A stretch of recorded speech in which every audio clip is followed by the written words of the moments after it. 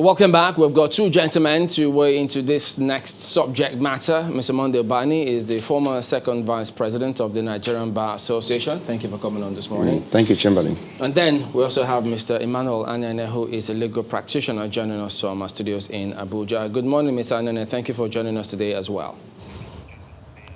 Good morning, Nigerians, and stay safe from coronavirus. Okay, yeah, interesting one there. Okay, but the presidency seems to be taking this a step further. We're talking about the Executive Order 10 of 2010, because it's reported today that, look, if you withhold legislature, judiciary cash, you lose your allocation. FG warning governors now. So who knows how the governors respond to it. But this executive order that has been signed by the president, I know there was some reference to something similar previously. You've written about that. You think this is a good step to take. But legally speaking, there are those who have picked holes in this. Why do you think this is right legally? Well, I think it was last year I was here when the implementation committee, presidential implementation committee was set up. And then they made a recommendation, and we were very happy with that recommendation. Already there has been a constitutional amendment that actually make provision for this issue of financial autonomy. And the governors then, I remember it was the Zamfara state governor who happened to be the chairman of the governors forum, who made a promise that the governors will actually comply with the provision of that constitution. But unfortunately, that constitutional provision has been observed in breach. And there is no way any serious-minded government will throw up its arms in the air and say there is nothing we can do about it. We are helpless. So we need to probably become more innovative and strategic in the way we run this country in order to have results. The president came up with that committee that made a recommendation, and yes, on Friday, the president came up with an executive order. And that executive order is giving clarification and directive to the bureaucrats to ensure that there is obedience to a provision of the Constitution that is already there.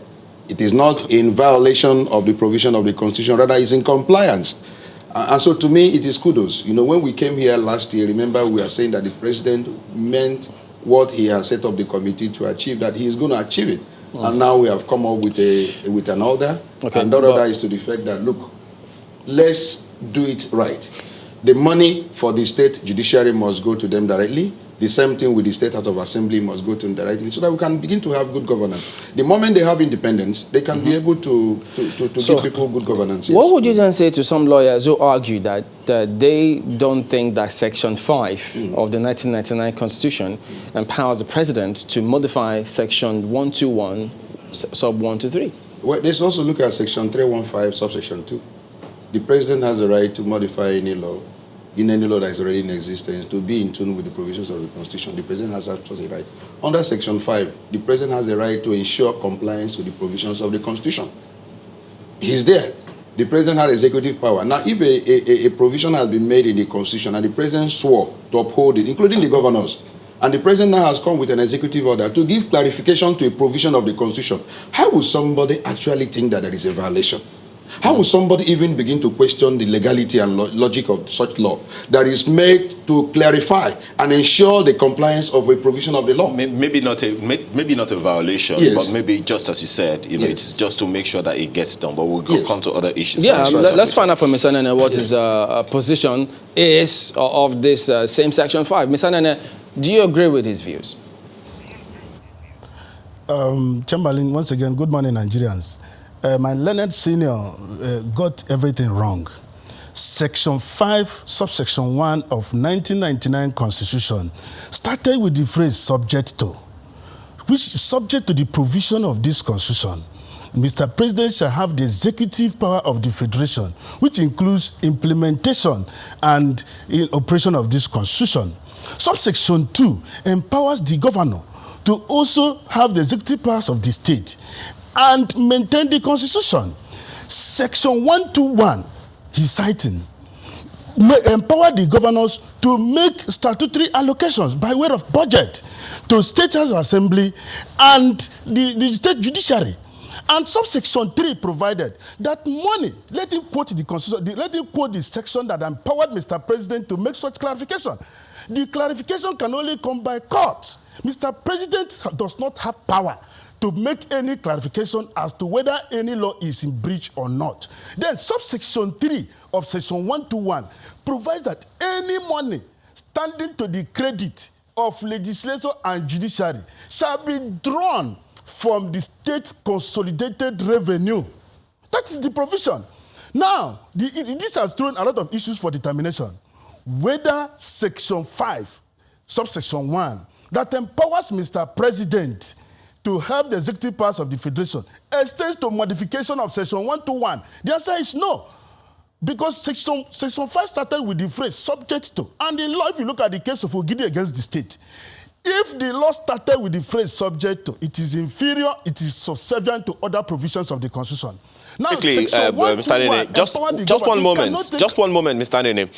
If, I mean, all of these things you're saying, I mean, many people would probably see it in different light depending on which side of the divide you stand. But looking at the value of the executive order in itself, do you think it was necessary? It is not necessary. It is uncalled for. It is overloaded. It is unconstitutional. Okay, if you agree that it is not necessary, if you say it is not necessary, what then do you say to those who have been violating that part of the Constitution for a long time? If a constitution is violated, they know what to do. You go to court for pronouncement. That ought is what to go to court. Who ought that to, has not been done. I am coming. Mr. Hanede, who should go to court? It's the governor of the state. And would you say is the judiciary that should go to court or the legislature that should go to court? Who should go to court? Now, the judiciary can also go to court. The legislature can also go to court. There are even an individual can go to court. Agbakoba went to court and got a judgment to the fact that money standing to the credit of the judiciary should be drawn from the consolidated revenue fund of the state. Okay, for that of the state and for that of the from nation. What you have said now, from the judgment, issue, one moment, Mr. Nene, from what you have said now, Mr. Agbakoba got that judgment in his favor. What has become of it? Beautiful question. Now, if Agbakoba got a judgment and the judgment has not been implemented, it is the duty of the judiciary to see that their order is implemented. And let me come to that issue of independence of judiciary. Independence of judiciary does not lie in giving them money. It lies with the obedience of court order. That has not happened. I want to see Mr. President to issue a court order to the fact that the order given by judiciary is implemented to the letter. That has not happened. Then section 162 sub 4 of 1999 Constitution. And before you go to section 162 of the state shall be shared. Well, before you go to that section, let's get him to respond to some of the issues you raised about 121, 123 first. Then we'll just take it one after the other. I'm very happy that you mentioned that there was a judgment that was obtained by Olisa Agbakoba, Senior Advocate of Nigeria, which up till now has been observed in breach. In fact, before the amendment, there were two judgments of the Supreme Court that was, actually gotten in favor of ensuring the financial autonomy of the judiciary. But as we said earlier, these things were observed in breach. So does that mean that... And that is the reason why the amendment was done by the 8th House, to specifically mention that any amount standing to the credit of the judiciary must be paid directly to them. Let me ask you... let me finish, sir. Just one moment. Was it necessary for the president to issue this executive? More than necessary. You see, as I said earlier, if over time there has been a provision of the Constitution and it is meant to be obeyed and it has never been obeyed, will it be right for us to throw up our hands in the air and say, oh, there is nothing we can do about it, if or we're helpless? The president said, no, we cannot be helpless. We must move this country forward. Yeah, but and the president now came up. Let me see if I understand both of you. By setting up a committee. We'll get to that point, but I think there are two things both of you are talking about. Yes. The necessity of taking certain actions to ensure things are done properly. Beautiful. And the legality Beautiful. of those actions. Yes. Two different things. Yes. Exactly. Under presidential system, which we imitated from took from the American system, the president issues executive order. In fact, I don't know how many. During Obama time, it was several executive orders. What is the meaning of executive order? If a law has been enacted and the executive is supposed to execute, that particular law. Yeah. It comes with an executive order, giving it to the bureaucrats to ensure compliance with the law. It is only when the executive order violates the provision of the law that is a problem, or it's not a lawmaking process. So executive order is allowed in presidential system. Section 121, which you mentioned, was talking about, 1211, the governor shall cause to be prepared and laid before the House of Assembly at any time before the commencement of each financial year, estimates of the revenue and the expenditure of the state for the next following financial year. He talks about the powers of the state executive to take certain actions. I read the executive order. The executive order says that the act of budgeting is still resident with the State House of Assembly, who will prepare a budget that will cover that of the State House of Assembly and that of the judiciary. Yeah, but he's saying that now that is a state executive function. You know what I'm saying? That the federal cannot tell the state how to allocate your money and who to pay. It is not true. The federal must ensure compliance with the Constitution. The Constitution says it's the governor that lays before the State House of Assembly the budget for the year. And the executive order made reference to it that every year, the issue of budget of the judiciary, the issue of budget of the State House of Assembly must be laid before the State House of Assembly. It's only when a governor refuses now to release the money to these arms of government directly that the Attorney General now will now give a directive to the Accountant General to now withdraw that money as source and send to them. But meanwhile, there has been a budget passed by the House for that year that covers the two arms of government. Do you get me? I want you to get it right. It's not as if the federal government now prepares the budget for the state. No, that's not the issue. But there's something Chamberlain asked, and I'd like to ask Mr. Nene. What do you have a problem with in this matter? Is this the necessity of the legislation, of the executive order, or the legality of it? Before I go to that question, let me clarify section 121 subsection 3. I want you to ask my learned senior direct. The section 121 subsection 3 provided that the money standing to the credit of State House of Assembly and State Judiciary shall be drawn from which particular account? Is consolidated revenue fund of the state. He did not say deduct at source. These are the issues. And he said there's no infringement. I wonder how there can be more infringement than this. He said deduct. Read the section for him. Deduct from the consolidated revenue fund of the state. Now, Mr. President, by executive order, empowered the Accountant General of the Federation to deduct from consolidated revenue fund of the Federation. That's Federation account. These are two different things. And I'm talking that, and I'm saying there is no infringement. And which law empowered Mr. President to authorize Accountant General of the Federation to deduct money meant for state at source? Let's respond now, what you're saying is this. If there is a budget implementation... let him respond to you. Don't you want your response anymore? You asked a Please question. go ahead. As I said earlier, with the executive order, it authorizes the states to pass their annual budget that covers all the arms of government, executive, judiciary, and State House of Assembly. They pass it, maybe for the year, the judiciary will have 10 million.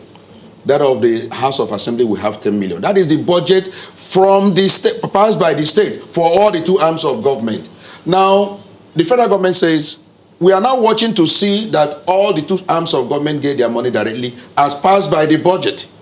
But if he finds out that at any point in time that there is non-compliance, they are not getting their money as passed by that budget, then the Attorney General now authorizes the Accountant General, because you will come to the monthly allocation to collect the money that belongs to your state.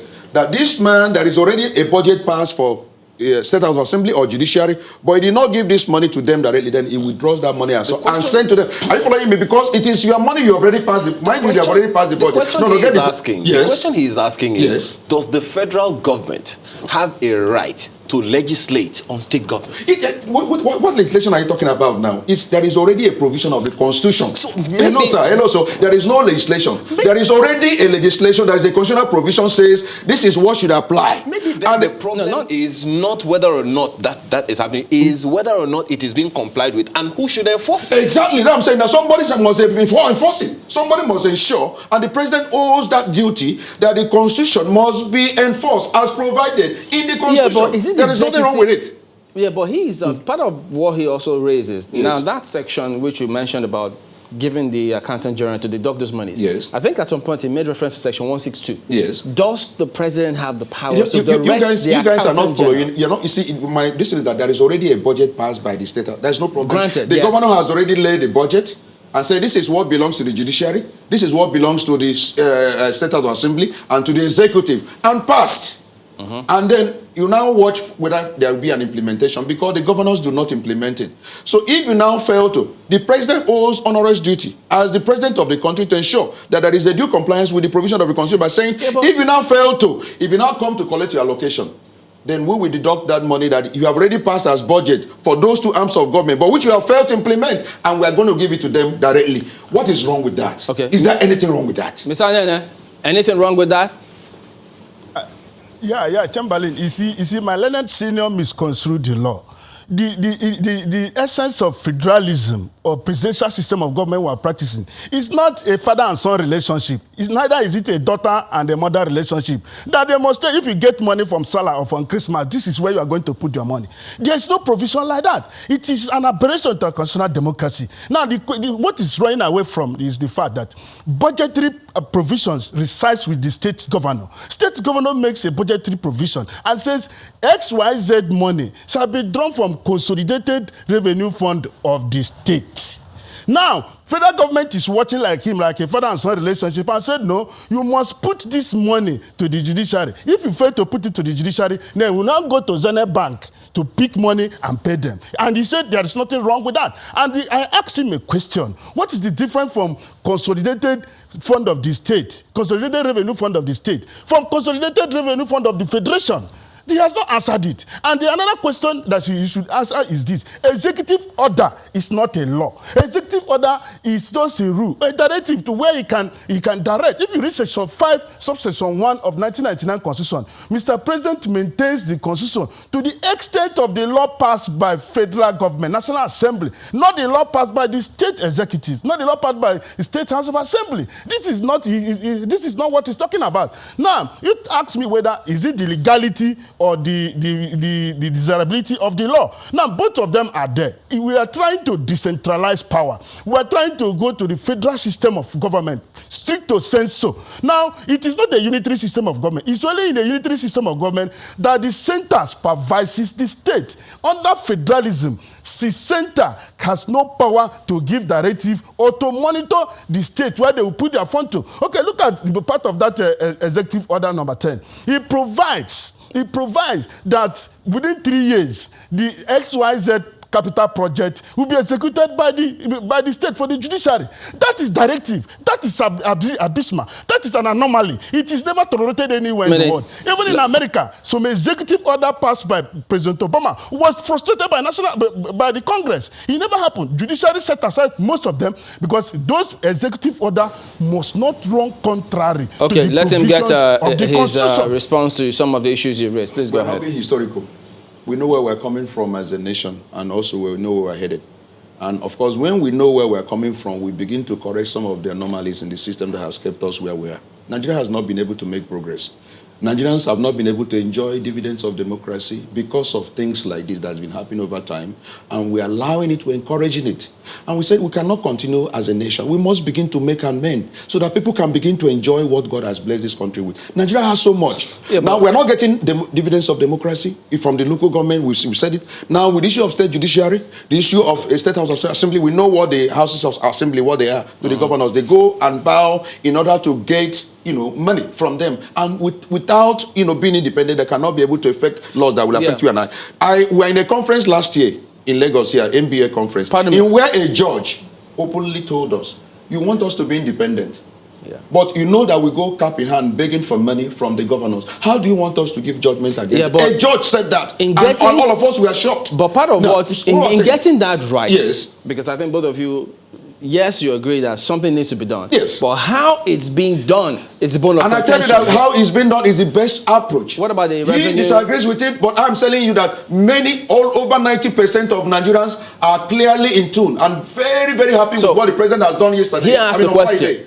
What's the question? Is there a difference between the consolidated revenue fund of the states Yes, there is a difference. You have your own money that is already, of course, your money that comes from the federation account enters into your this and I become for the state. Beautiful. And as I said earlier, there is no conflict. You enact your law, your appropriation law, that now specify what amount goes to each arms of government. You are the one that have enacted it. And you have made a provision for how much you go to judiciary, how much you go to state assembly, and to the executive. No problem with that. They watch you. Man, they want you now to see you implement that law you have enacted. So, and over time, you have failed to implement the constitutional provision. That's a different one. Let's get it right. The constitution says this money must go to them directly. Yeah. But you now, as a state governor, you are not allowing that money. So in correcting that, yes, you now come with an executive order, which the president has to do in order to allow Nigeria to be properly governed. And it takes a man who is in the executive to take such a decision. Because remember that this particular executive order will also affect the president. Are you following me, sir?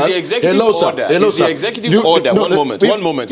Is the executive order as weighty as the constitution? Is it a law? Can it be relied upon? Oh, please, can't you understand that I have explained that executive order is meant to, not to violate the provisions of the law, but to ensure compliance with the law.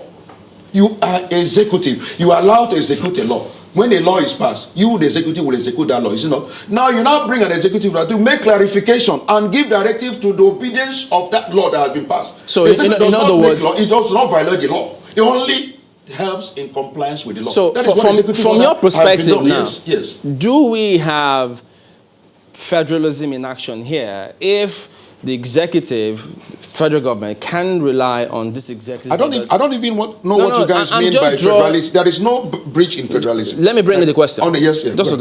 Part of what he's raising is this. Yes. If we're actually practicing federalism, yes, and the states, of course, the state executives have their function as spelled out by the law, he's asking, can the federal government, by this executive order, yes, then direct the states what to do with the funds that is accrues to them from the consolidated revenue fund for the states? I think our question will start with, is it proper for states to disobey the express provision of the constitution? There are two different things. If we are talking about federalism now, two different is it right when you are operating a federalism for a state to disobey the provisions of the constitution? Those are two different things. If the state government are disobeying the law, yes, is it upon this executive, can this executive correct it? Yes. Or you have to go to court and ensure, or amend the constitution to ensure this is corrected? Court orders, I told you that there has been two judgments of the Supreme Court over this matter. And there has been an amendment of the constitution over this matter. So what more do you want? We'll get both of you to respond to this. Just hold on. Now, both of you will respond to this and give your concluding thoughts when we'll come back in a moment. Please stay with us.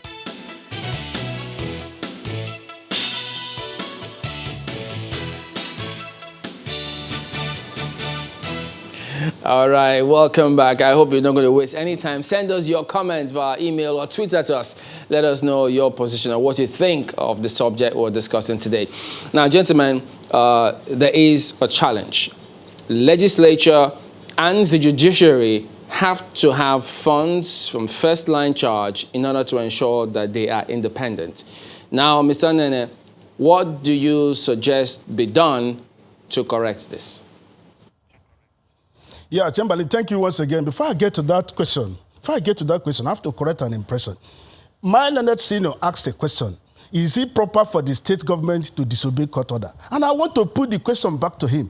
Is it also proper for federal government, the presidency, to breach court order? Is it also proper? Now we're talking about the courts in this sense. We have federal high court. Is federal high court truly independent in the sense of it, even when the fund is coming from the federal government? The answer is no. Is our judiciary independent? The answer is no. What will orchestrate judiciary independence is when you remove intimidation, when you remove blackmail, when you remove arm twisting. That is when, and when our judges will want to live up to the bidding, to the responsibilities of their judge. A court of competent jurisdiction will give a court order, and the federal government violate it with impunity. And we're here talking about independence of judiciary. If you throw the whole money to them, and the federal government and the president or the governor is not willing to obey the court order, it is useless. That money is useless. Now, if you look at what Mr. Speaker said, he said it's better for them to be rubber stamp than to oppose the government. We did not tell them to oppose the federal government. We told them to engage them. How far have they engaged the executive? The answer is no. It's not about money. If you throw the whole money to them and they are not willing to be independent, they will never be independent. Now, if what they want to achieve is for the state judiciary and state legislature to get their money from first line charge, is to go back to the constitution. The National Assembly, they don't know how to amend this law. I'm very sorry to say this. They don't know how to amend the law. If you want them to get money from the source, amend subsection section 121, subsection 3, to say that the money standing to the credit of judiciary, state judiciary and state House Assembly will be drawn from federation account, not consolidated revenue fund of the state. That is the way to go if they want it. But then, look at it, Chamberlain, this way.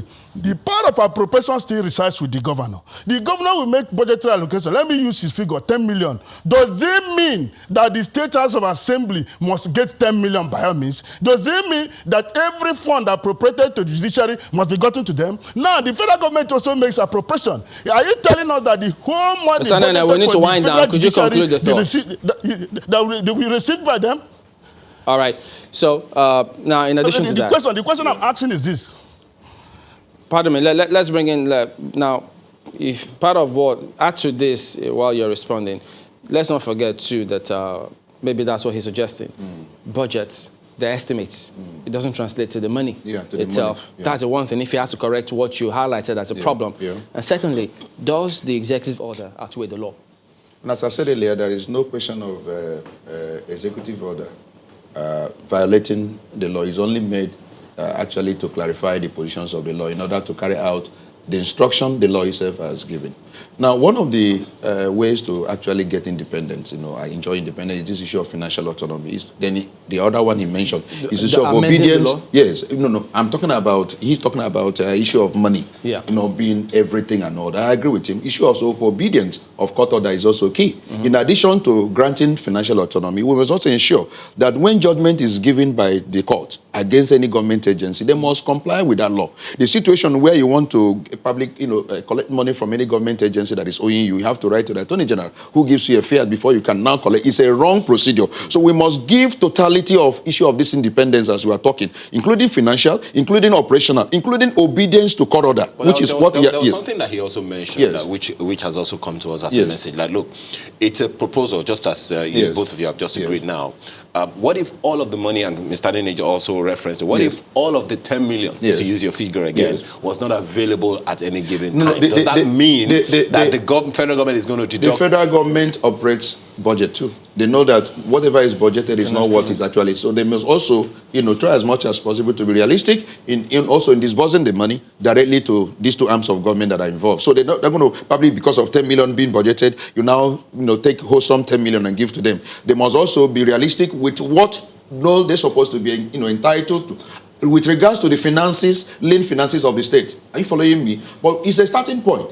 One thing we are saying is that we have come a long way where judiciary intervene in this matter. Remember Supreme Court judgment 2 in favor of independence, financial autonomy, and they all disobeyed.